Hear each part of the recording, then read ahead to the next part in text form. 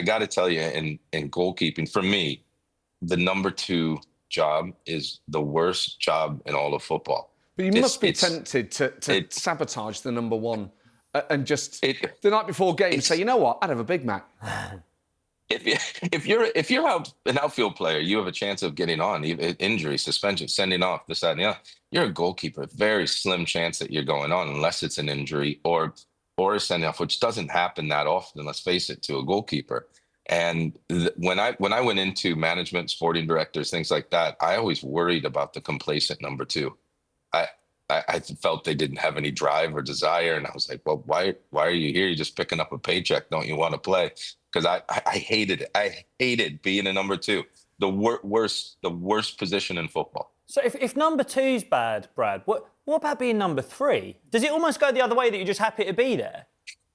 Well, the number 3s are different. So I'll fast forward to my career, because I became a number 3 at Tottenham, but I was 43 and 44 years of age. And I had signed on knowing I was going to be the number 3, but I was doing my coaching badges and working at the academy.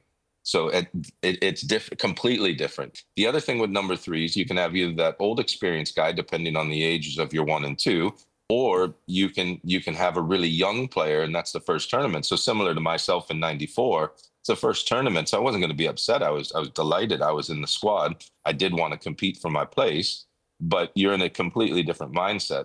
It's when you're in the peak of your career and you're starting for your club team and you go in with the national team and you're a number 2.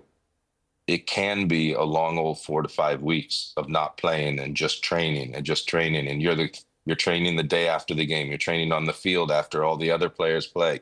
And you have to, when you're the coaches, when you're picking your squad, you have to take that into account and bring the right mentality of the other goalkeepers into the squad. Because if you have the wrong one as a number 2 that only thinks he should be playing, that can be a big negative influence over a 4 to 5 week period. So number 3's basically just got a holiday.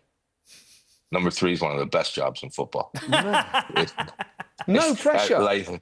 Because you're young, getting the experience, or you're older, you're past it, and you're there because you are experienced. It's a fantastic job.